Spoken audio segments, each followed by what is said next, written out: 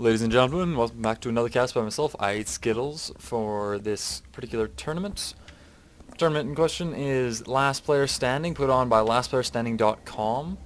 This is their second StarCraft 2 Open tournament for Diamond to Grandmaster level games. So far, what we've been casting, this is just the first day, best of one, and the ones that we've gotten down so far have been a lot of fun and been very interesting games and good to watch. So, hopefully they continue in this pattern. Let's pop up that production tab, nameplate. Love that little thing. Alrighty. So our current players in the bottom right spawning on this particular map, which is GSL Crevasse. In the bottom right corner, we have a monkey as our orange Protoss. I didn't know monkeys could play StarCraft, so hopefully this is just a pseudonym. And in the top right, we have TenryuRH. Okay. That is impronounceable. But he is our green Zerg. And you know, the Protoss buddy here, a monkey, I scouted him out right quick, but there really isn't much to scout on this map of Zerg. What is Zerg gonna do when he has a perfectly safe expansion to take? Protoss appears to be going for a forge fast expand, as he's already dropped his forge right at the frontier, starting to wall off this small little gap. I wonder if this can be covered by one force field. It looks approximately single ramp size, but it's hard to tell, because it's just hard to compare with these rocks here, you know, it just throws off your whole frame of reference. Anyhow, they will be spawning in the close, quotation marks, positions. I'm surprised he didn't go for hatch first, he went for pool first. Not grabbing this gas, and not grabbing that hatch yet. Protoss, goes the Nexus right now. Oh! Actually going down to this natural first, and then saving this one for his third. You know, I've actually seen that done before, once or twice, but it's not common, really. And expanding on 18 on this map isn't very common, because, I mean, why wait? But, you know, I'm sure he has very good reasons for it, because he knows this game much better than I do, or could possibly pretend to, so I'll just kind of trust Tenryu to be a much better Zerg than I am in every way, rather. Protoss expansion's about half done now. Got just not actually building any probes right now. Building a gateway. And he's got a lot of minerals. So dropping another gateway. And a photon cannon. But he's still not building any probes. So his there's the probes. Okay. Not a big deal, they just got a little bit delayed there. Chronoing out some more probes now to make up for the lost time. Perfectly understandable. Happens to everybody, apparently. Even these guys. And Tenryu's hatch is just now popped, so it means this Nexus is just now finished as well. Both players got a probe here, waiting to drop a proxy pylon, I would assume.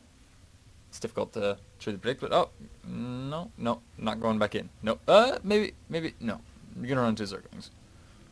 And it looks like these Zerglings might actually hit it as is. Yep. Zerglings going to go and take out this probe with a vengeance. Now let's talk about the map for a second. This is GSL Crevasse, which is an absolutely massive map. You're safe for your first, your second, and quite possibly your third base plays for quite some time, simply because they're so close together and it's such a long way to your enemy base. Your fourth is slightly less defendable, as it's just got so many entrances, but at the same time it's still fairly compacted into this general area around here, this top right corner. If you look at the mini-map, you can do all your stuff in this base. So typically Zergs love this map, and almost every race will fast expand on the map regardless of what they're doing. They will fast expand because, well, why not? Everybody likes minerals. We're seeing that Zerg already start to spread creep over to his natural over here. And a Stargates. Looks we saw one gateway. Stargate. I could have sworn I saw a second gateway go down originally, but evidently not. Don't know what I'm thinking about. Chronoing out that warp gate tech, and the Stargate is very interesting to me. It looks like it's far enough back, especially with this photon cannon here, to deny any scouting from the front. And that could actually be playing mind games with the and a robo facility. But he is on 2 base.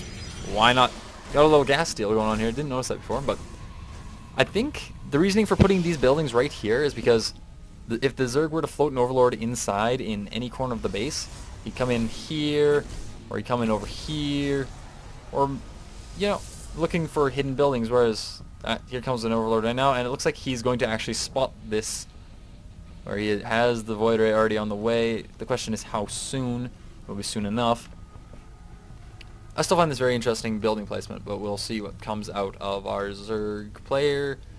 What does he see? What does he see? What does he see? And he spots the Stargate, and the Void Ray is just visible in there right now. So he knows exactly what is coming his way, and he's probably spotted this Robo facility as well. And what is the Zerg's reaction?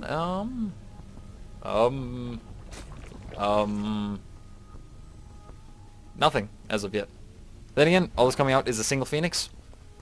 Can snipe a couple Overlords, that's about it. So the Zerg can't really blame him for not being too worried about that. And, you know, I could have sworn I saw a Void Ray getting produced. Because I did, and it's already on the way. Okay, I didn't think I was seeing things, okay. Single Void Ray versus single Queen, the Void Ray will win. However, it will appear that Spore Crawlers are popping up all over the place. And this Void Ray is going to have a heck of a time taking out anything around here, because there is a Spore Crawler right here, and another one right here. So he can burrow this one and run him around. If the Void Ray goes around to avoid it, he's going to run to the other Spore Crawler. A fantastic turnout. And this Void Ray is actually sitting within range, actually now taking out the Phoenix of the Spore Crawler. So this Queen is probably going to go down. This Queen is going to go down. But that looks like that is about all the damage he's going to be able to do on this particular expansion over here right now. Repositioning both these Spore Crawlers to prevent any more poking and prodding by this Void Ray. And it looks like he's just going to go home, recharge his shields, you know. 2 Phoenixes all out here on the way. We're seeing a Robo Bay go down. Still only on 2 base though. So it's interesting to go down both tech trees when you're still only in 2 base. Looking at the unit, the supply count is just, it's fairly close. But looking at the unit counting station, 72 drones to 53 probes. The Zerg does have the advantage right now in that count, and +1 is just finishing for the melee attacks. Let's go back to the production tab for now. And in come the Void Ray and 2 Phoenixes. Poor Overlord. He was just, you know, trying to go around, creeping about, doing his stuff. Seeing the Queen move forward, and the Spore Crawler also reposition. Going to lose a few Overlords here, but that's okay, because you can just make more. Hydralisk then on the way. And that's the Infestation Pit, which is also on the way, might add. But the Hydralisk then just about finished. And that will basically limit the usefulness, not uselessness, of these 3 particular air units. We're seeing, what are they called? Pathogen glands. Essentially the most essential ingredient of every infester. As well as a macro hatch, and many other things. Hydralisks, macro hatch, spine crawler, roaches, +1 distance, roach speed, hydralisk range, the 4th base, as well as the macro hatch.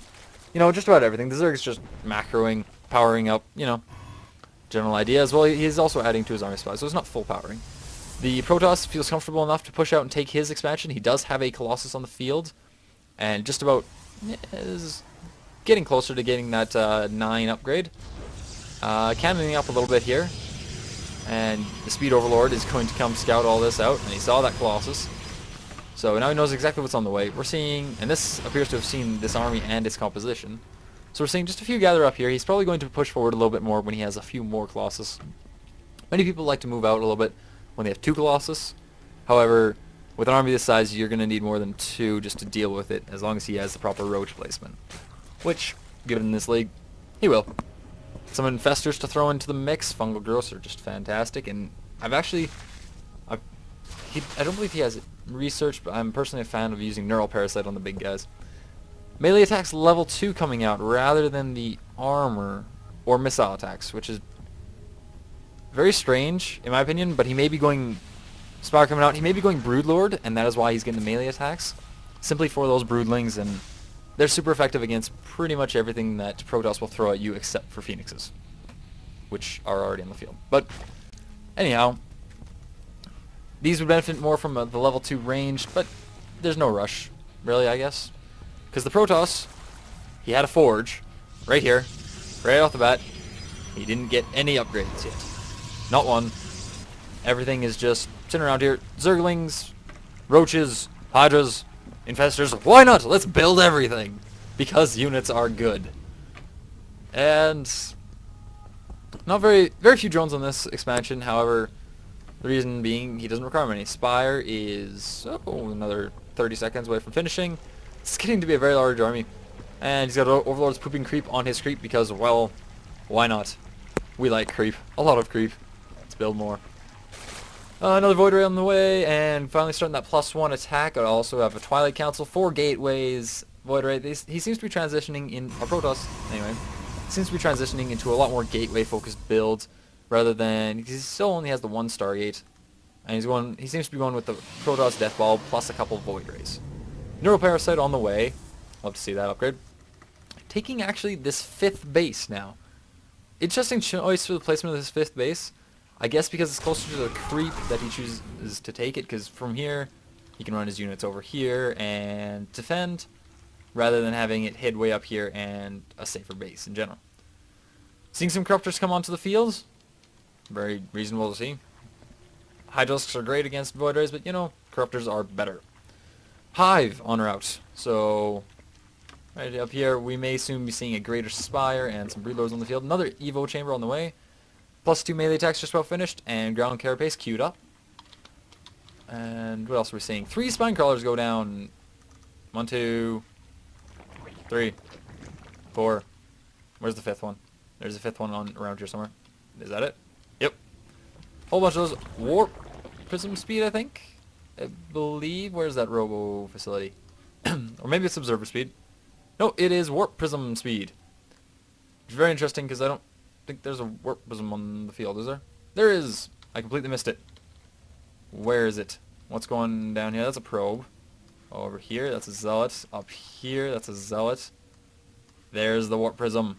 Empty, but perfectly ready to warp things in. The Dark Shrine is about halfway done. Dark Shrines take forever to build, just in case you're curious.